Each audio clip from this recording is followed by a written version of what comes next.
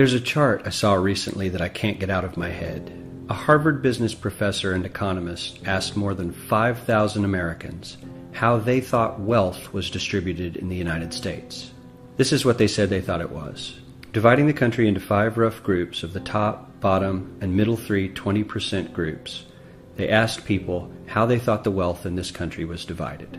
Then he asked them what they thought was the ideal distribution. And 92%, that's at least 9 out of 10 of them, said it should be more like this. In other words, more equitable than they think it is. Now that fact is telling, admittedly, the notion that most Americans know that the system is already skewed unfairly.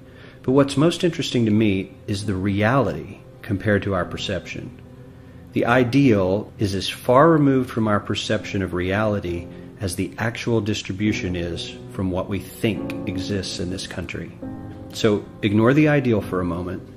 Here's what we think it is again.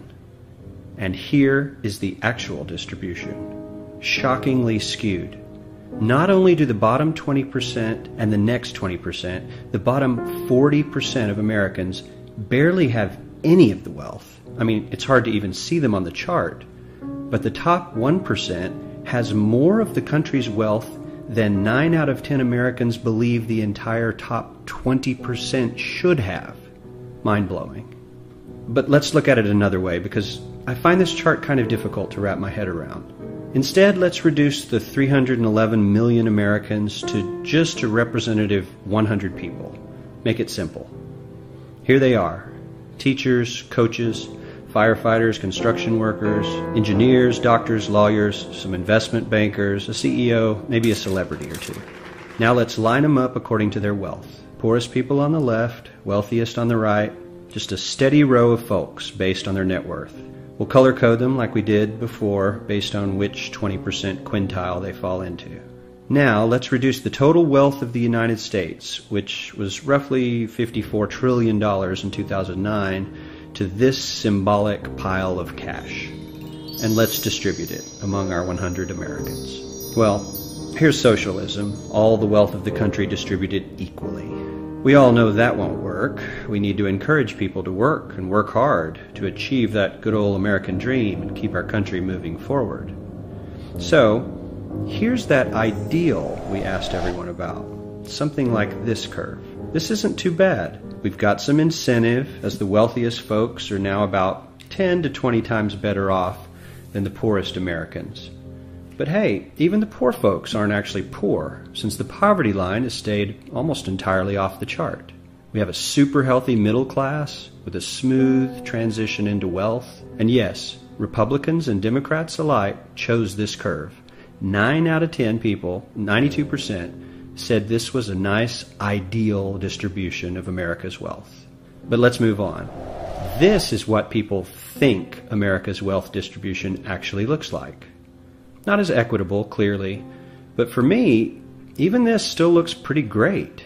Yes, the poorest 20 to 30% are starting to suffer quite a lot compared to the ideal, and the middle class is certainly struggling more than they were, while the rich and wealthy are making roughly 100 times that of the poorest Americans and about 10 times that of the still healthy middle class. Sadly, this isn't even close to the reality. Here is the actual distribution of wealth in America. The poorest Americans don't even register. They're down to pocket change, and the middle class is barely distinguishable from the poor. In fact, even the rich between the top 10 and 20 percentile are worse off. Only the top 10% are better off. And how much better off? So much better off that the top 2 to 5% are actually off the chart at this scale. And the top 1%, this guy, well, his stack of money stretches 10 times higher than we can show. Here's his stack of cash, restacked, all by itself. This is the top 1% we've been hearing so much about. So much green in his pockets that I have to give him a whole new column of his own, because he won't fit on my chart. 1% of America has 40% of all the nation's wealth. The bottom 80%, 8 out of every 10 people, or 80 out of these 100, only has 7% between them. And this has only gotten worse in the last 20 to 30 years. While the richest 1% take home almost a quarter of the national income today, in 1976 they took home only 9%, meaning their share of income has nearly tripled in the last 30 years. The top 1% own half the country's stocks, bonds, and mutual funds. The bottom 50% of Americans own only 0.5% of these investments, which means they aren't investing. They're just scraping by. I'm sure many of these wealthy people have worked very hard for their money. But do you really believe that the CEO is working 380 times harder than his average employee? Not his lowest paid employee, not the janitor, but the average earner in his company. The average worker needs to work more than a month to earn what the CEO makes in 1 hour. We certainly don't have to go all the way to socialism to find something that is fair for hardworking Americans. We don't even have to achieve what most of us consider might be ideal. All we need to do is wake up and realize that the reality in this country is not at all what we think it is.